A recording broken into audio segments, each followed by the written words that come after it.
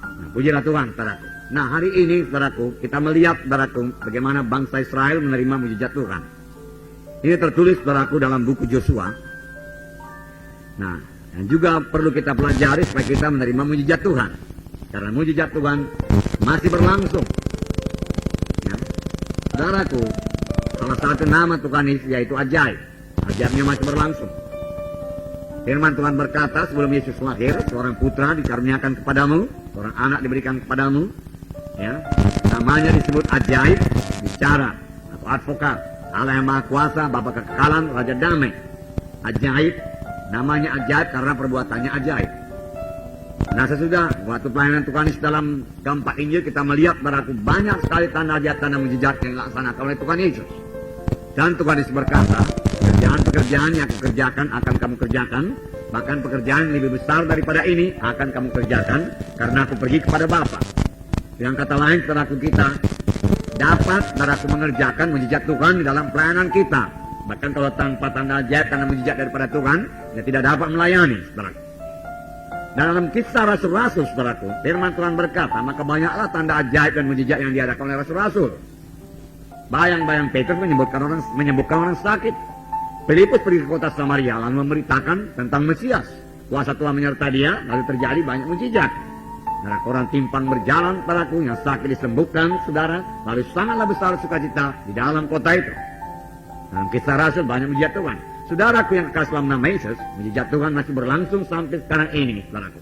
Tanda ajaib, tanda mujizat masih berlangsung. Baik, saudaraku, di Bengkulu itu berlangsung, saudaraku. Itu sebabnya jiwa-jiwa hadir, saudaraku. Hadir terus. Walau gelap-gelap, dia datang. Saudara, saya melihat di jalan itu, saudaraku, lampu jalan juga tidak hidup di sekitar, saudaraku, gor itu.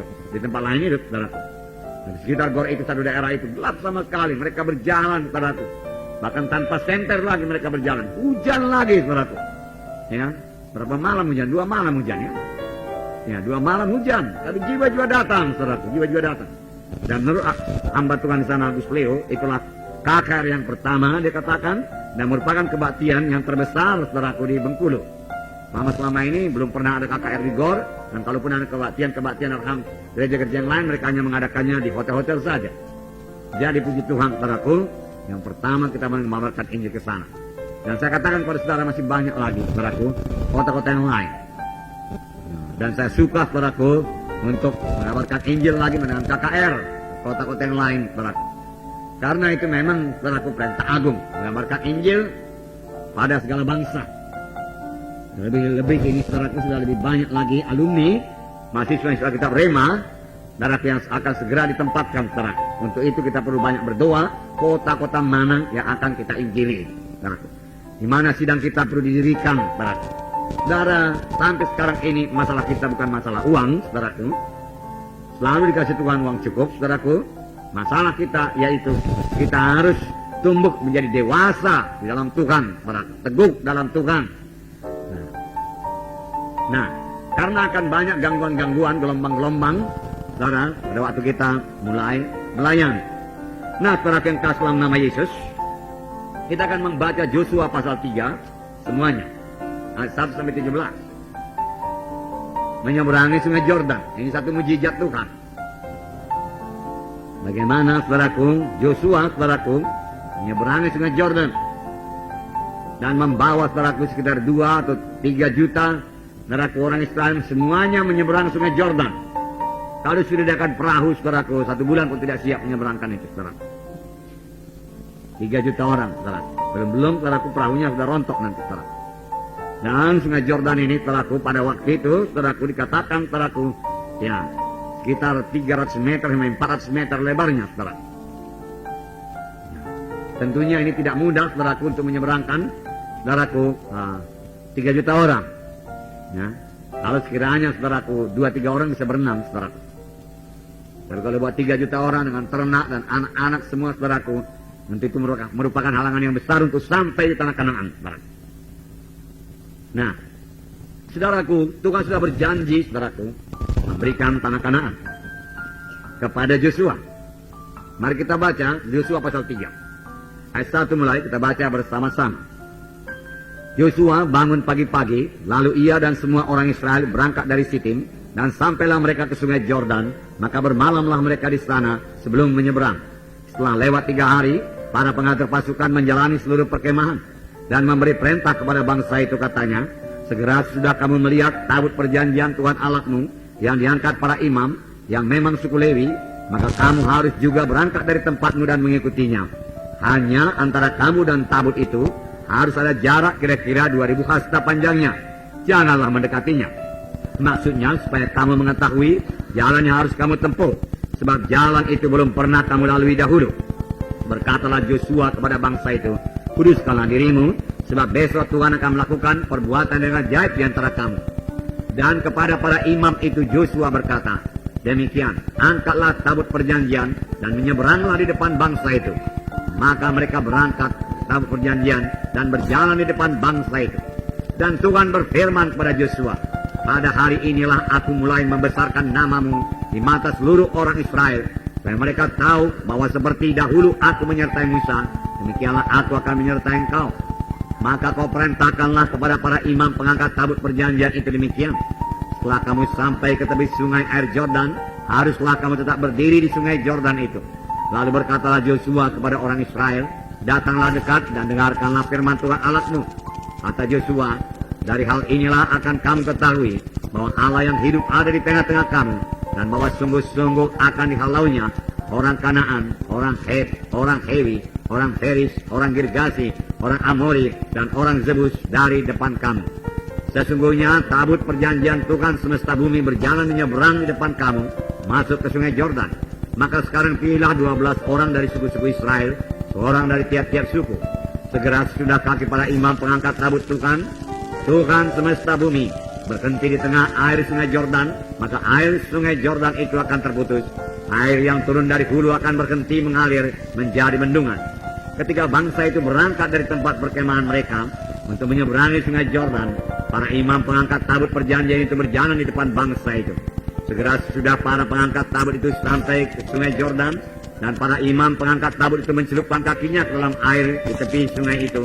Sungai Jordan itu sebak sampai meluap sepanjang tepinya lama musim menuai. Maka berhentilah air itu mengalir. Air yang turun dari hulu melonjak menjadi bendungan jauh sekali ke dekat Adam, kota yang terletak di sebelah Sartan. Sedang air yang turun ke laut Araba itu, yakni laut Asin, terputus sama sekali. Lalu menyeberanglah bangsa itu di tantangan Jericho. Tetapi para imam pengangkat tabut perjanjian Tuhan itu tetap berdiri di tanah yang kering di tengah-tengah sungai Jordan, dan seluruh bangsa Israel menyeberang di tanah yang kering sampai seluruh bangsa itu selesai menyeberangi sungai Jordan. Nah, sini kita melihat bagaimana bangsa Israel menerima mujizat yang luar biasa. Kebanyakan saudara, semua yang dewasa pada saat mereka menyeberang sungai Jordan kali ini, saudaraku, mereka belum mengalami mujizat Tuhan seperti mujizat pada waktu orang tuanya keluar dari Mesir. Mereka hanya mendengar cerita-cerita saja dari orang tuanya. Dan firman Tuhan berkata, generasi yang keluar dari Mesir itu, yang 20 tahun ke atas, harus mati di padang belantara karena ketidakpercayaannya akan mujizat Tuhan. Karena ini mendorong kita percaya akan mujizat Tuhan. Lalu anak-anak itu pada waktu itu sudah menjadi dewasa, boleh jadi menjadi kaum bapak, kaum ibu, dan sebagainya, saudaraku. Mereka inilah yang kemudian, saudaraku, menyeberang, saudaraku, sungai Jordan. Boleh jadi banyak di antara mereka tidak ikut menyeberang laut Kulsum pada waktu mereka keluar dari Mesir. Dan kalaupun mereka ikut, saudaraku, menyeberangi laut Kulsum pada waktu itu, umur mereka, saudaraku, mungkin 10 tahun, 5 tahun. Mereka sudah ingat-ingat lupa apa itu. Mereka tidak begitu mengerti. Jadi, saudaraku, ini satu, saudaraku, mujizat yang luar biasa kepada mereka. Mereka mengalami mujizat Tuhan. Sungai Jordan itu berhenti mengalir. Yang dari hulu berhenti di sini, saudaraku, di mana tabut Tuhan itu berdiri. Kemudian menjadi bendungan tinggi dan sampai jauh, dia katakan air itu membanjir ke hulu. Dikatakan sampai ke dekat satu kota, dia katakan tadi. Dan yang hilir ini, saudaraku, terus mengalir ke laut mati, saudaraku. Dari Galilea itu sungai itu mengalir sampai ke laut mati. Kering semuanya. Dan tabut Tuhan yang diusung oleh imam-imam terus berdiri, saudaraku, di tengah-tengah sungai itu. Saudara, dan mereka menyeberang, saudara. Nah, luar biasa, saudaraku. Saudaraku, memang Tuhan sudah menyuruh, saudaraku, mereka menyeberang. Ya. Dalam Yosua pasal 1, Tuhan berfirman kepada Yosua, ayat 2, pasal 1 ayat 2. Hambaku Musa telah mati. Sebab itu bersiaplah sekarang, seberangilah sungai Yordan ini, engkau dan seluruh bangsa ini, menuju negeri yang akan kuberikan kepada mereka, pada orang Israel. Nah, Tuhan menyuruh demikian. Nah, kalau Tuhan berfirman padaku, patut sekali kita mempercayainya. Walaupun tidak masuk akal, Yosua tidak bertanya lebih lanjut bagaimana menyeberangi sungai Yordan ini, Tuhan. Bukankah bangsa ini 3 juta banyaknya, dan sungai Yordan ini banjir, Tuhan, 400 meter lebarnya. Apa? Di mana kami ambil rakit, di mana kami ambil perahu, dan lain sebagainya. Dia tidak bertanya demikian. Dia adalah orang beriman padaku. Pada waktu dikatakan kepada Yosua, pada waktu Yosua dan Kaleb saudaraku pulang dari mengintai tanah Kanaan, 10 pengintai berkata, tidak mungkin kita miliki tanah Kanaan.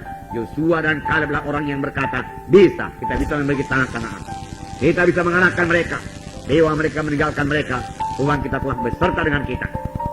Saudaraku, jadi dia percaya akan mujizat Tuhan. Percaya akan kuasa Tuhan. Nah, kalau kita mau menerima mujizat Tuhan juga kita harus percaya.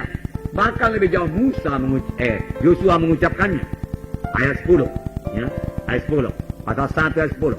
Lalu Yosua memberi perintah kepada pengatur-pengatur pasukan bangsa itu, katanya, jalanilah seluruh perkemahan dan perintahkanlah kepada bangsa itu demikian, sediakanlah bekalmu, sebab dalam 3 hari kamu akan menyeberangi sungai Yordan ini untuk pergi menduduki negeri yang akan diberikan Tuhan Allahmu kepadamu untuk diduduki.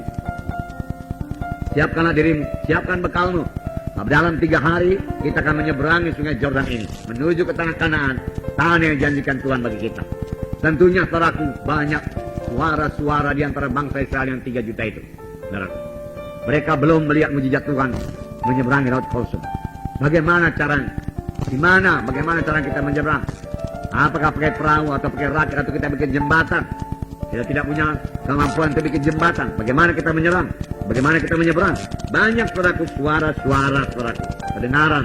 Tapi Yosua tetap teguh dalam Tuhan, saudaraku. Ya, apakah yang diperbuat oleh Yosua?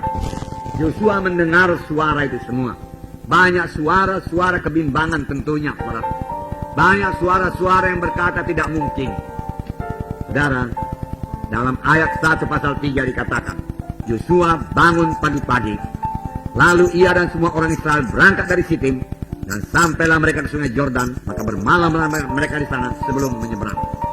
Saudaraku, mari kita pikirkan sementara, renungkan sementara ini. Bangun pagi-pagi.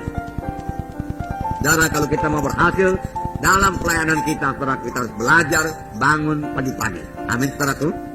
Bangun pagi-pagi. Kita melihat, saudaraku, rata-rata hamba-hamba Tuhan yang dipakai Tuhan dengan luar biasa, dia bangun pagi-pagi. Dia menyangka dirinya, dia bangun pagi-pagi untuk bersekutu dengan Tuhan. Ini membawa berkat yang besar, ketegaran yang besar, saudaraku. Saudara, Daud, saudaraku, dapat mengarang mazmur begitu banyak, saudara, karena dia banyak bersekutu dengan Tuhan. Kapankah dia bersekutu dengan Tuhan, saudaraku? Saudaraku, saya membacakan pada saudara mazmur, saudaraku. Banyak kali dikatakan, saudaraku, bahwasanya Daud itu bersekutu dengan Tuhan di pagi hari. Katakan tadi sini, Yosua bangun pagi-pagi. Rupanya banyak ayatnya. Kalau saudara punya konkordansi nanti di rumah, lihat bangun pagi-pagi. Amin, saudara. Saudara akan mengetahui lebih banyak ayat dari yang saya bacakan ini. Mazmur pasal 5, ya. Mazmur pasal 5 ayat 4. Saya bacakan pada saudara. Ini salah satu, bahwasanya Daud itu bangun pagi-pagi. Tuhan, pada waktu pagi engkau mendengar seruanku. Pada waktu pagi aku mengatur persembahan bagimu, dan aku menunggu-nunggu.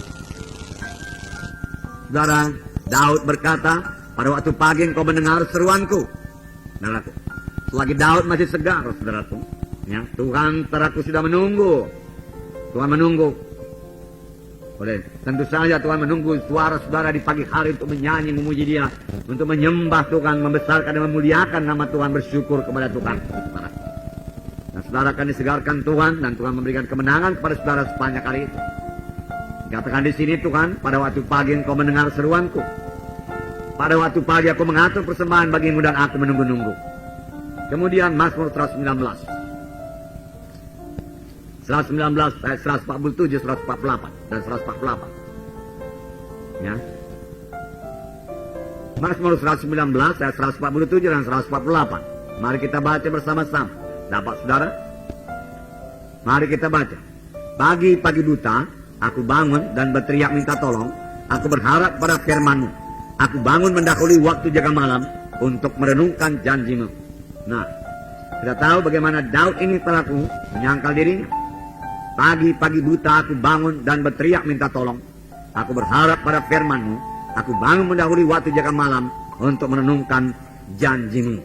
Saudaraku, saudara Joshua bangun pagi-pagi, saudaraku, ya, untuk menerima persekutuan dengan Tuhan, untuk meneguhkan dia. Tuhan sudah berfirman, tapi kerap kali banyak suara-suara dari luar, saudaraku, yang bisa melemahkan kita. Karena waktu orang lain masih tidur, dia bangun dan dia mencari wajah Tuhan. Dia bangun pagi-pagi, lalu dia tahu apa yang dia perbuat. Dalam Mazmur 143, Mazmur 143 ayat 8, saya membacakan pada saudara. Perdengarkanlah kasih setiamu kepadaku pada waktu pagi, sebab kepadamu lah aku percaya. Beritahukanlah aku jalan yang harus kutempuh, sebab kepadamu lah kuangkat jiwaku. Saudaraku, ini dikatakan, perdengarkanlah kasih setiamu kepadaku pada waktu pagi, ya, sebab kepadamu aku percaya. Kemudian beritahukanlah aku jalan yang harus kutempuh. Pagi hari dia berdoa kepada Tuhan, saudaraku, ya, mencari Tuhan, mendapat kasih karunia Tuhan. Kemudian beritahukanlah kepadaku jalan yang harus kutempuh, sebab kepadamu lah kuangkat. Sepanjang hari itu tiap langkahnya dipimpin Tuhan. Tidak ada langkah yang sia-sia. Tidak ada perbuatan yang sia-sia. Semua perbuatan tangan anak-anak Tuhan yang menyerahkan hidupnya pada pagi hari kepada Tuhan, saudaraku, akan sangat berhasil, saudara. Tidak ada pekerjaan yang sia-sia. Amin, saudara. Ya. Tapi pada waktu pagi hari, dia mendahulukan Tuhan, saudaraku. Nah, dalam Kejadian 28, saudaraku, ayat 18. Di sini kita melihat satu hamba Tuhan Yakub, dia bangun pagi-pagi. Kejadian 28 ayat 18, saya membacakan pada saudara. Ayat 18. Keesokan harinya, pagi-pagi, Yakub mengambil batu yang dipakainya sebagai alas kepala dan mendirikan itu menjadi tubuh dan menuang minyak ke atasnya. Ia menamai tempat itu Betel, dahulu namanya kota itu Luz. Dan sesudah itu, saudaraku, banyak kali, saudaraku, mereka memberikan persembahan di Betel, saudaraku. Setelah Yakub, saudaraku, bangun pagi-pagi. Saudara dia orang tua Samuel, saudaraku, ya. Dalam 1 Samuel pasal 1 ayat 9, saya membacakan kepada saudara bahwasanya untuk menyembah Tuhan dia bangun pagi-pagi. Ayat 19 sini dikatakan, keesokan harinya bangunlah mereka itu pagi-pagi lalu sujud menyembah di hadapan Tuhan. Kemudian pulanglah mereka itu ke rumahnya di Rama. Ketika Elkana bersetubuh dengan Hana, istrinya itu, Tuhan ingat kepadanya. Maka setahun kemudian mengandunglah Hana dan melahirkan seorang anak laki-laki. Ia menamai anak itu Samuel, sebab katanya aku telah memintanya daripada Tuhan. Dia berdoa pagi-pagi, dia menyembah Tuhan pagi-pagi, dan Tuhan memberkati dia, mujizat Tuhan terjadi padanya. Saudara, dalam Alkitab diterangkan mengenai Tuhan Yesus yang bangun pagi-pagi. Amin, saudaraku. Markus 11, mari kita baca bersama-sama. Markus 11 ayat 24, 25, 26. Sahabat, kita baca bersama-sama. Karena itu aku berkata kepadamu, apa saja yang kamu minta dan doakan, percayalah bahwa kamu telah menerimanya, maka hal itu akan diberikan kepadamu. Dan jika kamu berdiri untuk berdoa, ampunilah dahulu sekiranya ada barang sesuatu dalam hatimu terhadap seseorang, supaya juga Bapamu yang di sorga mengampuni kesalahan-kesalahanmu. Tetapi jikalau kamu tidak mengampuni, maka Bapamu yang di sorga juga tidak akan mengampuni kesalahan-kesalahanmu. Nah, ini persiapan untuk menerima jawaban doa. Di atas tadi dikatakan, karena aku berkata, kamu minta dalam doa dengan percaya, kamu telah menerimanya, maka itu akan diberikan kepadamu. Namun ada ayat sambungannya. Dan jika kamu berdiri untuk berdoa itu, dikatakan, ampunilah dahulu. Jikalau ada kesalahan saudaramu kepadamu, ampuni dahulu. Saudara mengampuni dahulu. Bukan dia mengampuni saudara dahulu. Saudara mengampuni dahulu. Amin. Ampuni. Ampuni dahulu. Jangan teruskan doa membela saya yang benar, Tuhan. Dia sangat dalam keadaan daging. Aku sangat dalam roh, Tuhan. Ya. Tapi palak juga hatiku ini, Tuhan. Nah, itu tandanya nggak dalam roh lagi. Ya. Biarlah Tuhan, karena kasih-Mu supaya dia jangan ke neraka, Tuhan, hajarlah dia sedikit, Tuhan.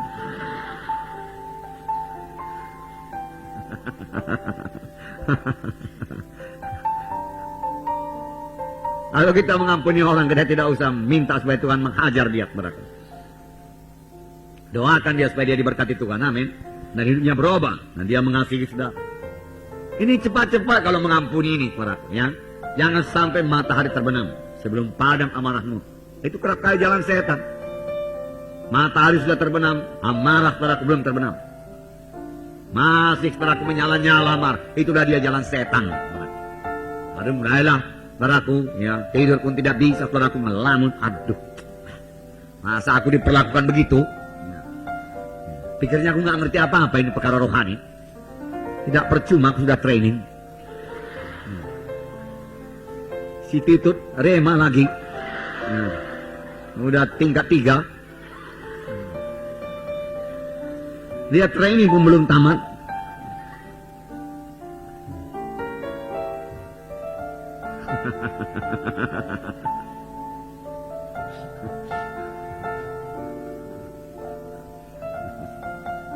Ampunilah dahulu, amin. Ampunilah dahulu sekiranya ada barang sesuatu dalam hatimu terhadap seseorang, supaya Bapamu yang di sorga juga mengampuni kesalahan-kesalahanmu. Supaya Bapa di sorga mengampuni kita. Dan dikatakan di sini, tetapi jika kamu tidak mengampuni, maka Bapamu yang di sorga juga tidak akan mengampuni kesalahan-kesalahan. Ngeri itu, saudaraku. Kalau Tuhan tidak ampuni dosa, saudaraku kena neraka. Neraka. Doa Bapa kami juga ini masuk. Iya kan, saudaraku? Matius 6. Ya, doa Bapa kami itu Matius 6. Ya. Matius 6 ayat 12. Dan ampunilah kami akan kesalahan kami, seperti kami juga mengampuni orang yang bersalah kepada kami. Ya. Nah, kemudian dalam ayat 14 ditegaskan Tuhan lagi, karena jikalau kamu mengampuni kesalahan orang, Bapamu yang di sorga juga mengampuni kamu. Tetapi jikalau kamu tidak mengampuni orang, Bapamu juga tidak akan mengampuni kesalahanmu. Apa parahnya? Ampunilah kami, Tuhan, sama seperti kami juga mengampuni orang yang bersalah pada kami. Kalau begitu gereja nggak bisa cekcok. Sebab saya lihat doa Bapa kami ini paling banyak diucapkan pada di gereja. Ya, ya, maunya dituruti lah itu, amin, saudaraku. Iya, dipahami isinya, saudaraku. Semua habis berdoa, serentak pula berdoa Bapa kami, ya, ampunilah kami akan kesalahan kami seperti kami juga mengampuni yang bersalah kepada kami.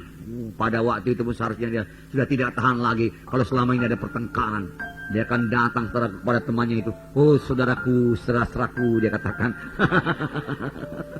Ampunilah saya, dia katakan. Mana ada pertengkaran lagi kalau demikian? Kalau sudah mengampuni nggak bisa berkelahi lagi, amin. Nggak bisa lagi. Saudaraku, firman Tuhan ya dan amin. Amin, saudaraku. Ini Tuhan Yesus yang mengucapkannya ini. Kita harus mempercayainya dan berhati-hati supaya kita menggenapkannya. Amin, saudaraku. Ya. Kalau manusia, saudaraku, ya. Nanti kita jumpa yang 4 ya, dia katakan. Belum tentu itu, saudaraku. Tapi anak-anak Tuhan biarlah menepati janji, amin. Besok bayar utang, besok. Pasti. Besoknya lagi, saudaraku. Besoknya lagi. Ya.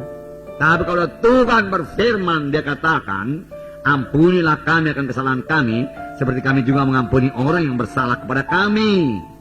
Tetapi kalau kamu tidak mengampuni orang, Bapamu juga tidak akan mengampuni kesalahanmu. Itu betul, amin.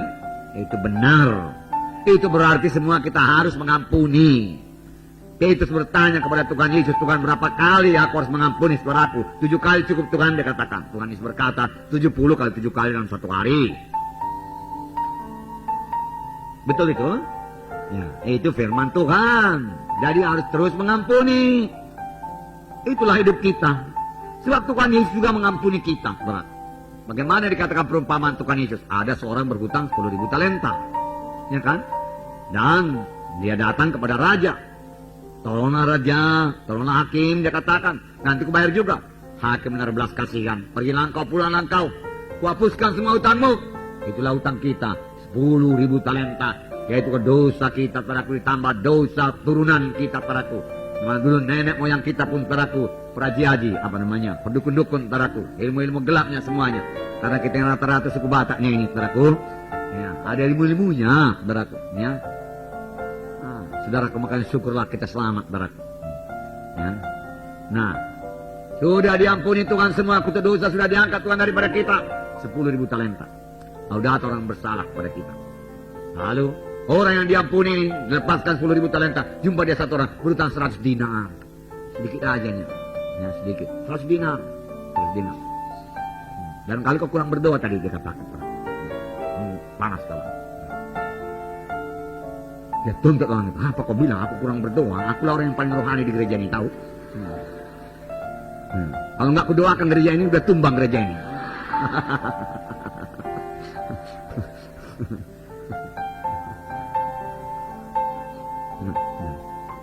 Ya tuntut daraku 100 dinar. Saya beritahu lagi kepada raja. Raja berkata, dia panggil, kenapa engkau tidak mengampuni yang 100 dinar? Sedangkan utangmu 60 juta dinar ku hapuskan semua. Bukankah pantas kalau kamu mengampuni juga yang 100 dinar? Dalam amarahnya raja itu berkata, tangkap dia, serahkan kepada Algojo sampai lunaskannya utangnya. Takkan mungkin dia lunaskan utangnya. Demikianlah kalau kamu tidak mengampuni. Jadi harus mengampuni. Nah, itu merupakan persiapan untuk menerima berkat Tuhan. Amin. Ya, persiapan dari dosa-dosa yang kasar tadi saudaraku, ya, berhala, dukun-dukun saudaraku, kegelapan, kenajisan saudaraku. Kemudian saudaraku, jadilah perabot saudaraku yang baik, emas dan perak saudaraku, yaitu dengan menyucikan diri kita saudaraku, berjalan dalam kasih kesetiaan, damai sejahtera saudara. Kemudian saudaraku, dengan mengampuni orang yang bersalah kepada kita. Nah, saudara, dalam tubuh Kristus saudaraku akan selalu terjadi saudaraku suara-suara negatif saudaraku. Tapi bagi kita saudaraku yang sudah dewasa ini saudaraku, biar kita menolong mereka, bukan untuk sakit hati kepada mereka saudaraku. Firman Tuhan berkata dalam 2 Timotius pasal 3, ya, satu ayat ini saja biar kita pikirkan saudaraku. Ya, 2 Timotius, ya, pasal 3 itu, ya. Saya membacakan pada saudara satu ayat. Ketahuilah bahwa pada hari-hari terakhir akan datang masa yang sukar, ya. Masa yang sukar, bertambah-tambah sukar hidup rohani pada masa-masa terakhir. Karena bertambah banyak Kristen-Kristen yang kedagingan, ya. Ini sesama anak-anak Tuhan ini, ya. Bertambah banyak Kristen-Kristen yang keduniawian, lalu mulai mengejek orang yang rohani, ya. Bertambah banyak bayi-bayi rohani, lalu perkataannya saudaraku, ya, boleh jadi saudaraku menyinggung, saudara. Akan datang satu masa yang sukar. Tapi ada firman Tuhan beberapa minggu yang lalu, hendaklah kamu yang kuat menang orang yang lemah. Jangan itu membuat kita sakit hati. Jangan, ya. Jangan membuat sakit hati, jangan, saudara. Nah, dan saudaraku, dari orang dunia sendiri akan terjadi perubahan. Sini dikatakan manusia akan mencintai dirinya sendiri. Anak Tuhan juga masih ada begitu, ya. Tetapi saya harap berubah. Janganlah memikirkan diri sendiri, tapi orang lain juga. Firman Tuhan berkata, amin. Ya. Tapi di luaran sana manusia akan mementingkan dirinya sendiri, ya, dan menjadi hamba uang. Jadi hamba uang. Kelihatan di mana-mana, saudaraku, hamba uang. Kita tidak hamba uang, amin saudaraku. Kita yang memperhamba uang. Kita bosnya. Kita katakan, uang saya berikan kau untuk pekerjaan Tuhan. Uang, saya berikan kau untuk persepuluhan. Saya harus memberi kau untuk persepuluhan, karena itu bukan milik saya, itu milik Tuhan. Uang, saya berikan kau untuk penginjilan. Uang berkata, kau perlu aku. Kau perlu pakaian baru. Ini hari Natal, tahun baru.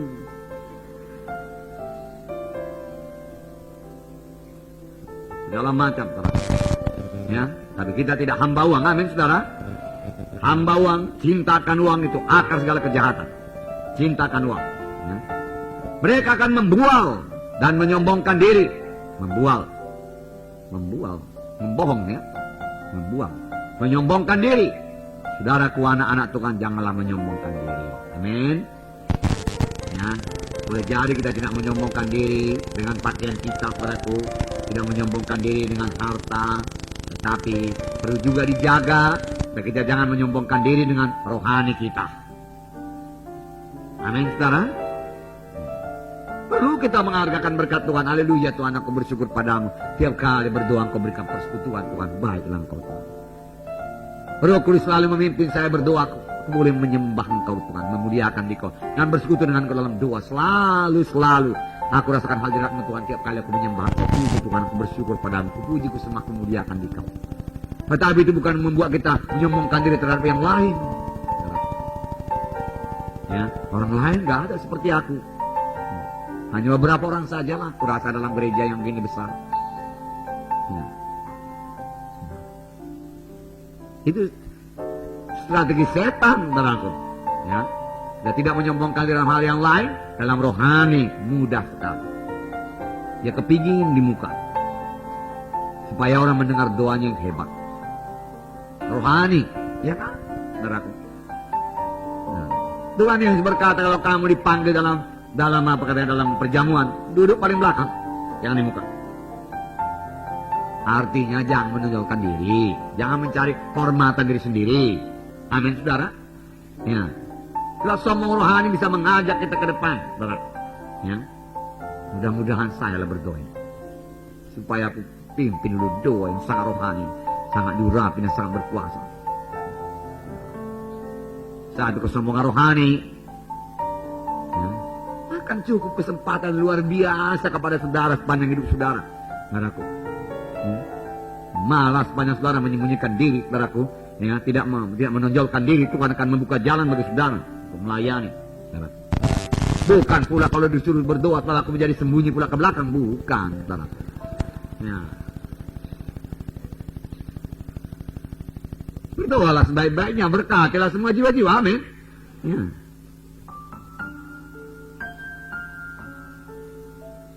Nah,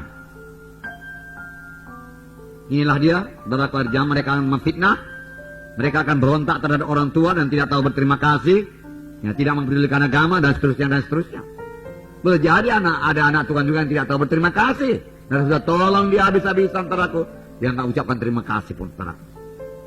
Saudara, lalu saudara berkata, duh, berkorban aku buat dia, aku panggil dia, bawa dia kebaktian, ya.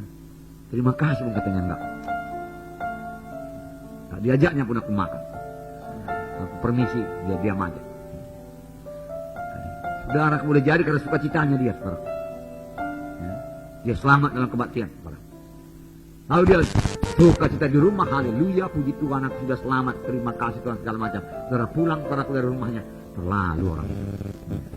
Memang berat kali dosanya. Sangat ucapan terima kasih aja nggak bisa itu. Jangan, saudara. Apa saudara melayani dia dengan maksud untuk menerima ucapan terima kasih?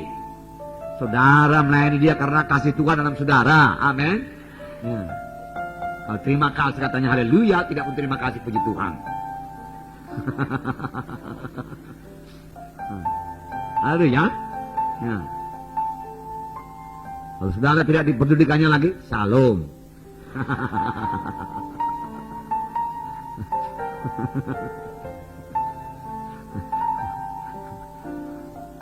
Nah, ini kedewasaan rohani, saudara.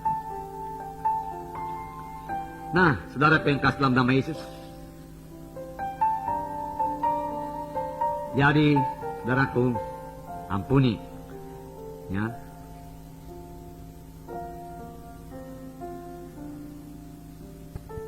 Kalau sudah diampuni, saudaraku, lupakan, mulai mengasihi. Iman bekerja oleh sebab kasih.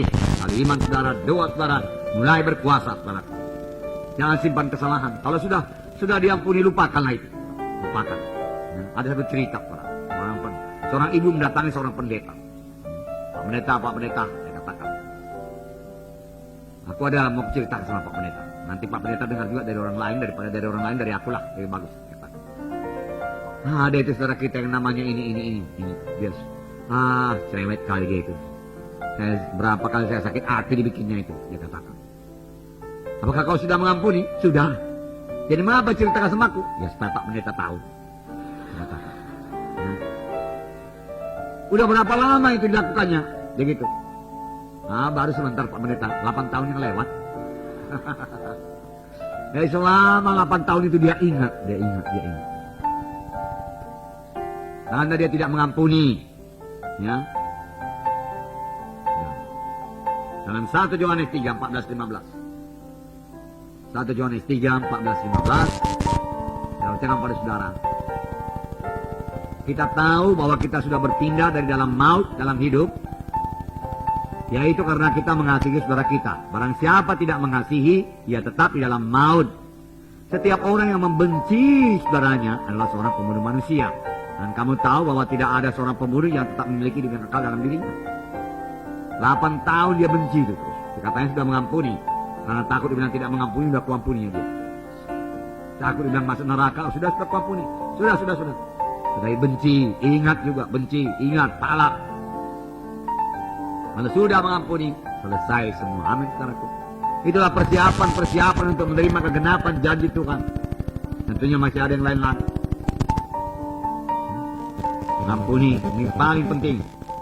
Saudaraku, ada satu topik lagi, tapi ini kita simpan saja sampai hari Minggu. Saudaraku, supaya saudara datang semua hari Minggu, dan saya percaya bahwa saudara datang, saudaraku, yaitu tindakan iman daripada Joshua. Bagaimana dia mengadakan tindakan iman. Dikasih tahu Tuhan seberangi sungai Jordan. Dikasih tahu sama imam-imam, ayo seberangi Jordan. Kamu berdiri di situ, yang lain mengikut semua. Saudaraku. Jadi Joshua, saudaraku, mengucapkan perkataan iman. Saudaraku. Tidak masuk di akal manusia. Saudara, bagaimana sungai itu bisa terbelah menjadi 2, saudaraku. Ya? Tidak masuk akal. Jadi banyak juga yang berkata, lah, cemana Joshua, nggak akan bisa sungai yang begitu besar berhenti harinya. Nah, karena Tuhan sudah berfirman kepada Joshua, dia percaya dan mujizat Tuhan terjadi. Nanti akan kita lihat pada hari Minggu. Amin, saudara. Jadi, saudaraku, yang pertama, bangun pagi-pagi, saudaraku, perbaikilah mesbah doa saudara. Jangan kurang doa saudara, jangan mundur doa saudara, saudaraku. Jangan bertumbuh terus dalam doa saudara. Amin. Yang kedua, saudaraku, ya, persiapan menerima berkat rohani. Saya percaya kalau soal ajimat berkala, tanggal-tanggal dukun-dukun sudah bebas, saudaraku. Tetapi bagaimanakah soal mengampuni ini? Saudaraku, mengampuni dengan segenap hati dan tidak menyimpan kesalahan orang lain, saudaraku. Mari kita praktekkan juga, saudaraku. Yang ketiga, saudaraku, kita perlu percaya kepada janji Tuhan. Walaupun Tuhan menjadikan hal yang ajaib yang tidak masuk di akal, sepanjang Tuhan sudah berfirman, marilah kita percayai dan kita mulai mengadakan tindakan iman buat ini. Amin. Mari kita berdiri.